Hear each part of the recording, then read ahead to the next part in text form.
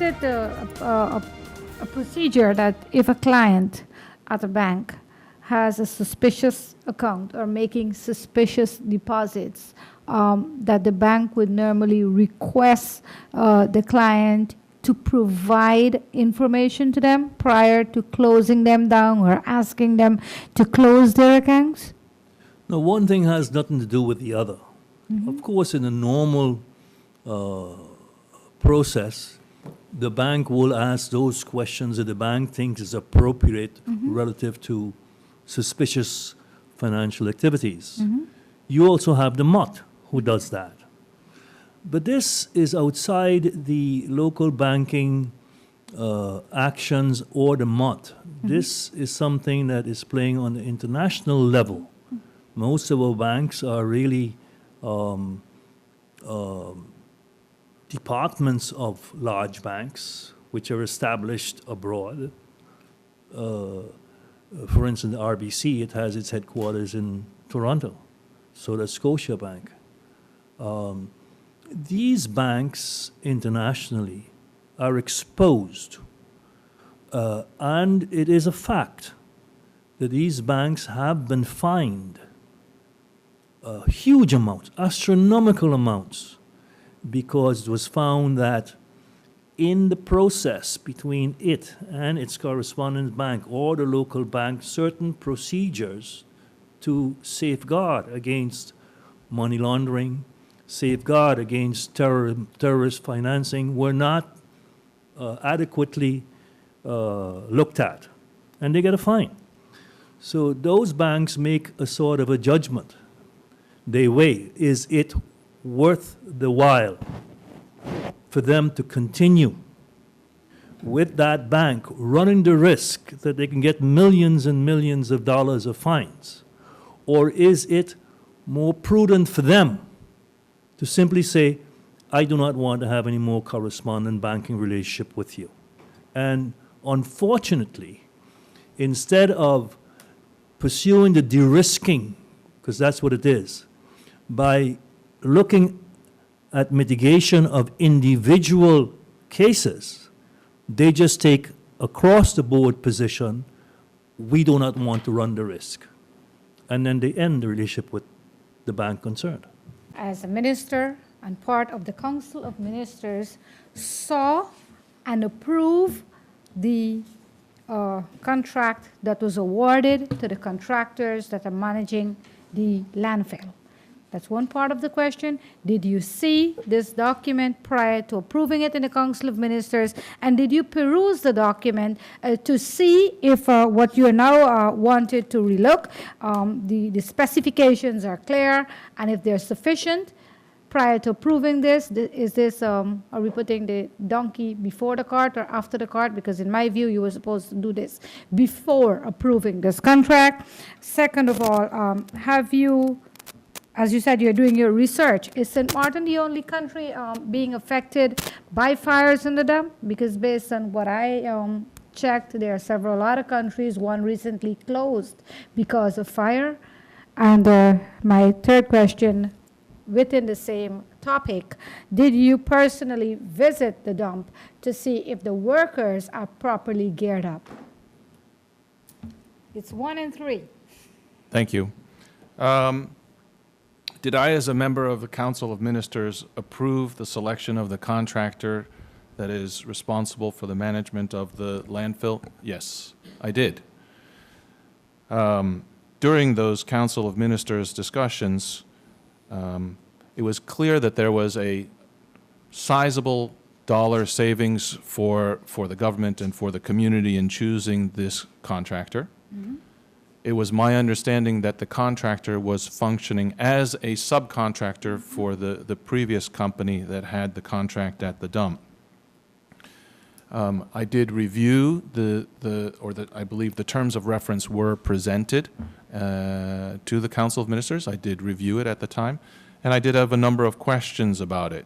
And in general, the questions that I had centered around the fact that, sometimes if the price is too good to be true, you have to wonder if all the specifications and criteria are being met. And one of the questions that was asked to Vromi at the time was, have you calculated what you believe this contract should be? In other words, what do you believe is a reasonable price to execute the contract? Did you do that exercise to see, is this price way below what you believe it's possible to do it for, right? So in that case, it would be irresponsible. If Vromi, for example, calculates that you have a price of X and the price that's submitted is way below that, then you would have to question, how could you actually come in at a cost that's unreasonably low? And the answers in Council of Ministers was they did that exercise and that they felt that the contract could be executed for the price as quoted. So I take the evaluation and the advice and judgment of my fellow minister at face value. So, but clearly, as you look at the problem, as I mentioned, this is a long-term problem. But either on the short term, as we manage the dump, either you say, fine, we accept that there will be occasional fires and that's just part of living in St. Martin, is that every once in a while we have a fire. I don't really believe that that's an acceptable conclusion to this discussion because the health of our population is at risk. And so I think accepting that there's going to be fires should not be the end conclusion. So then it becomes a question of the specifications that have been issued for how the dump is managed. Are they detailed enough? Is it sufficient to prevent fires, right? And that's the stage that we're at. And that's what I told you. I'm in the process of looking at it. It's not my field. Landfill waste management is obviously a very specific specialty. I mean, there's people who are experts in this, and perhaps one of the solutions would be to request that an expert come in to give us advice as we work on the long-term solution. What do we do to mitigate the problems? Are fires common in landfills? Absolutely. As you read through all of the documentation about landfills, it's very clear that the buildup of methane gas is a hazard. But as you read through the documentation, there's also testing specifications. So in other words, in many of the landfills, they need to regularly monitor the levels of methane gas and other gas so that they can control it. They have procedures how they can remove the methane gas and burn it off in a controlled manner. So there are multiple ways that the management of the dump is being managed in other places, right?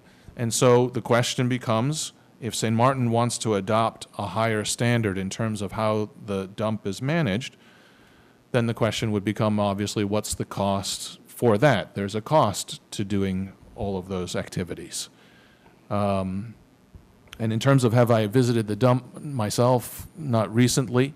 I've seen photos that people have sent to me, and it's just a question. It's a reasonable question that, again, one of the things that people explain is that with the buildup of methane gas, it's also possible, besides fires, to have explosions. So the question would become, what type of safety protocols are in place? And as a matter of fact, that's one of the items in the terms of reference, is to make sure that there's a proper safety protocol in place. So all I'm doing is making sure that the health of the people that are there is protected. And I think that's my job as minister.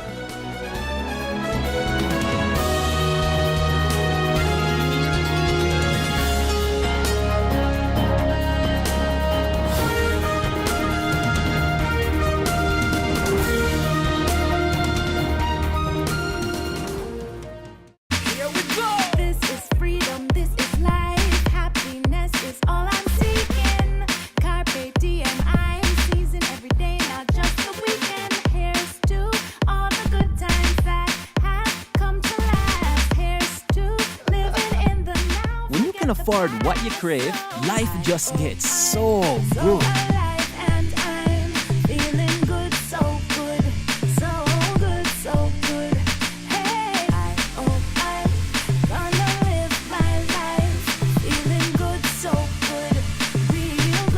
KFC, so good for everyone. GEBE has been faithfully serving the communities of St. Martin, powering your home and our economy. Come rain or shine, our qualified team of professionals are working hard 24 hours a day to provide you and your family with safe, reliable electricity and water. We use the latest technologies and test our products daily to maintain the highest international standards. Our friendly staff is always there to assist you, whether in person, over the phone, or online. We are committed to constantly improving our products and services, making them more efficient, effective, and environmentally friendly to serve you better today and our next generation of clients tomorrow. GEBE, powering a brighter future. Our friend Megawati is here with tips to save you energy. 1. Turn your airco temperature up. 2. Use a ceiling fan instead. 3. Buy energy-saving products. Save some green with NVGEBE.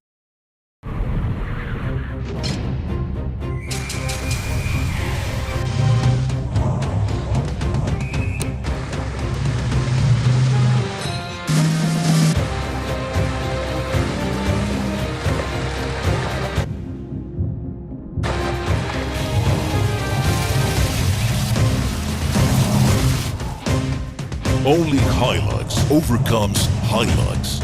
A new era for pickup. This simple declaration will change your life if you get it. Come on, say it again. Say, Jesus is here.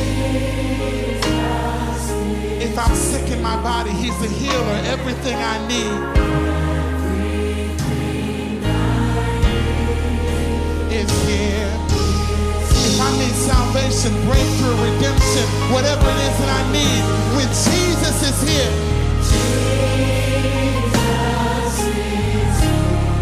everything that I need,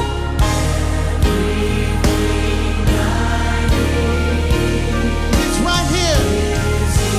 And when Jesus is in the room, there's only one thing to do. That's worship.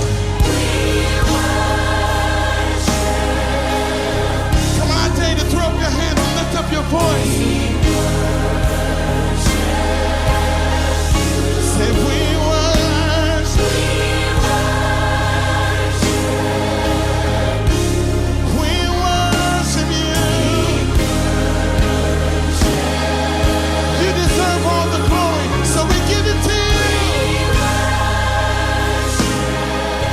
We give it all to you. Oh my, what an inventory list, and so unnecessary. But wait, your home contents are all insured by Be Sure. That means that you determine the amount you want to insure. No inventory list, no hassle. Are you Be Sure? Be Sure. Bob, I can understand why you're parking so carefully. Of course, when you can get 80% discount on your Be Sure car insurance. But that's overdoing it, Bob. Are you Be Sure? Be Sure. Yeah! Life is a journey, full of connections. You're in safe hands, even when life starts too soon. You don't have to miss a single beat. When a bad hair day makes you sad, just sharing can bring you joy and more to come. They take the plunge, turn fear into faith, while you capture those beautiful moments. In the game of life, it's family that counts. They'll be there even when you lose. We all have our moments of reflection and hope. And when you feel you're losing everything in life, we're there because there's more to come. When life starts too soon, you don't have to miss a single beat. We're here to connect you and share life. Telcel, when you want more. Need a loan that's quick and easy. Island Finance. Up to 50,000 guineas really easy. Island Finance. For education, a renovation, that's no problem. Yes, it's true. That's not all. They're quick and friendly too. Island Finance. Appliances, vacations, even fix your car. You can depend on Island Finance. Look ahead. Look ahead. SDLZ Everybody, Lucas said energy, get ready. Hey, nobody shutting down this. Lucas said in the van, the whole crew up and ready. Lucas said in the hand, the LZ, Lucas said energy.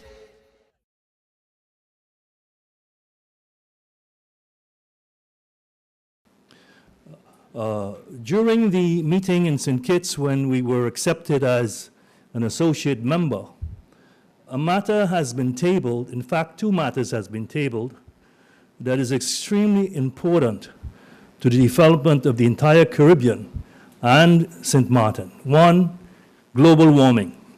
Global warming, every year the sea level rises by 1.88 millimeters.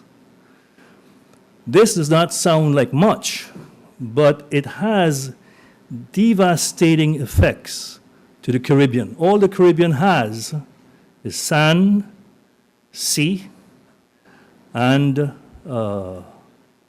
sun. That's why tourists come to the Caribbean, to take advantage of the sun, sea, and sand. If you have water level increases of 1.88 millimeters per year, it means that the sand that is at the heart of our economic existence is being carried away, and pretty soon, if you don't take steps to stop the erosion, that pretty soon no one will come anymore to St. Martin to enjoy sun, sea, and sand. It's a major problem for all Caribbean islands, and this matter was tabled at the meeting of the CDCC. And the intent is, since this has such a devastating effect to the development of the Caribbean, to raise this issue at the UN. By the way, ICLAC as well as CDCC are operating arms of the United Nations, to bring it at the level. In next month in Mexico, we're going to have a meeting where what we discussed at the CDCC will be tabled. The idea is, since this global warming problem is a problem not created by the Caribbean, in fact, there are African nations who complain that their harvests are less than what it used to be before because of global warming, and they are threatened on the long run with starvation because they will not be able to generate the food necessary to feed their people.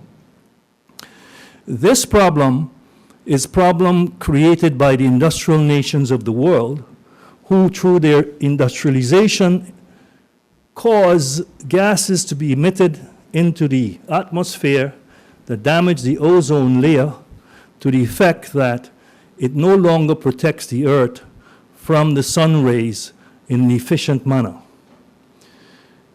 Since this was not the cause of African nations, since this was not caused by the Caribbean, those industrialized nations that are the culprits who caused this should compensate those nations who did not take part in this kind of development for their losses going forward in future.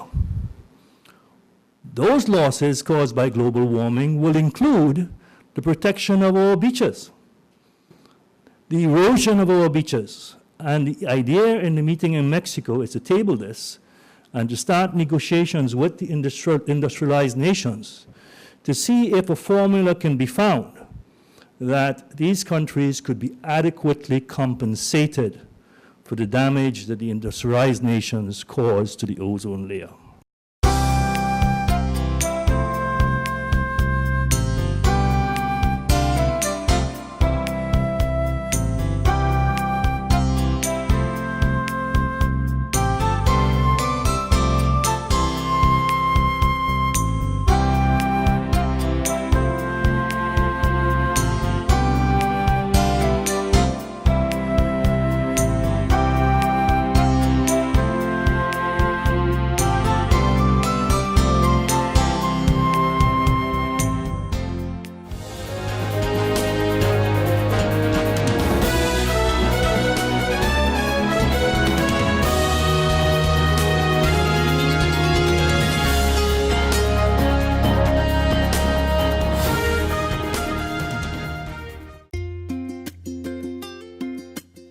These are the doors that never close. These are the hands that make a difference. These are the walls that could tell countless stories of helping and healing, of storms weathered, of change and growth, of a place where life begins, where hearts are mended, and where hope grows stronger. For more than a quarter of a century, the physicians, medical professionals, and staff of St. Martin Medical Center have combined advanced medical technology and compassionate care to bring a world of medicine to our friends, neighbors, and visitors to the island of St. Martin we all call home. As proud as we are of what we have accomplished, we believe there is still much work to do to continue a proud tradition of providing everyone in our community with the latest technology, the best medicine, and the most exceptional care. St. Martin Medical Center, celebrating 25 years of serving, caring, healing.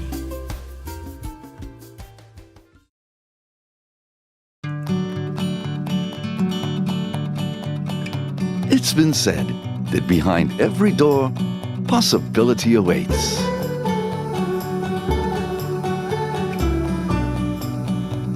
How much possibility depends on which door you open first. Every day, we help our customers discover the possibilities in their lives. It all starts with a conversation. Scotiabank. Discover what's possible.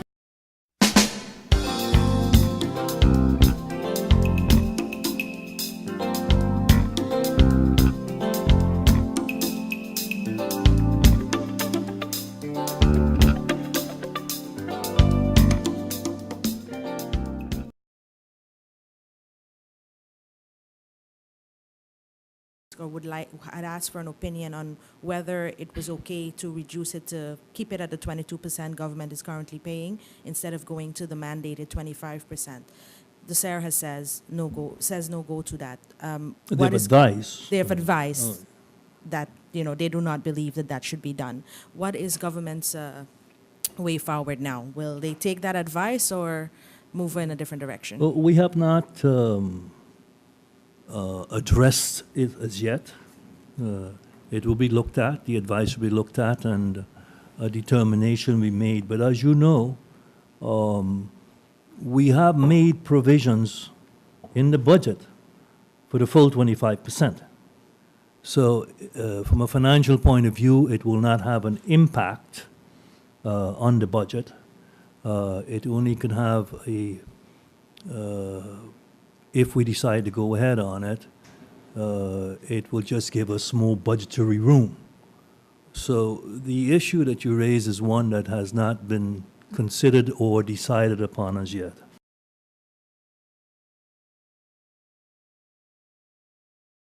I'm hearing things and I'm seeing things, but I'm not getting no answers from William, no Sarah, and some of them ministers. When Sarah was opposition, every week was 20 questions to myself and the gang till she threw the man government down. But they got me head reeling from all their dealing and nepotism with their favorite cousins. But when the healthcare dwindled, all we get was swindled, and the biggest reward was the GB fuel club. But now elections coming, promises done flying, and through their damn teeth, all of them lying. But the people ask me to ask them, where all our tax money gone? We get a bridge and a highway during the recession, and then they ask me to ask them, who authorized SLV to pay out in the check to see the company? All these things make me change my mind. To vote again, I ain't wasting time. Politicians are all the same, so I ain't voting again. Oh, tell them, I'm voting as vote again. I'm voting as vote. Too long me balance in vain. I ain't voting as vote again. Look how long me make we feel the pressure. have elections in September. But tell them no, listen no. Tell them no, I am voting a soul. Not a soul, not a soul. I am voting a soul. Not a soul, not a soul. I am voting a soul. You see the trouble?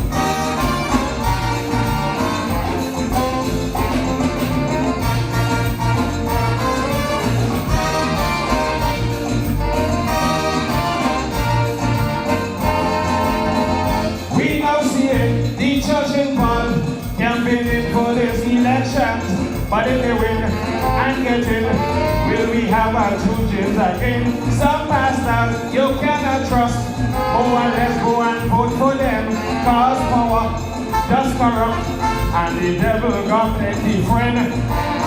By hearing one big party is who does sponsor all them smaller parties to ensure a winner. They even sent a sinner called Elijah Sinner to try convince Samuel to leave alliance. Say he had a vision and a premonition with a message from God who that must jump cross. But the people asked me to ask him what time these visions came in. Was it during or after you finish your drinking? And then they asked me to ask him how he does get these visions. Is it via your cell phone or your television?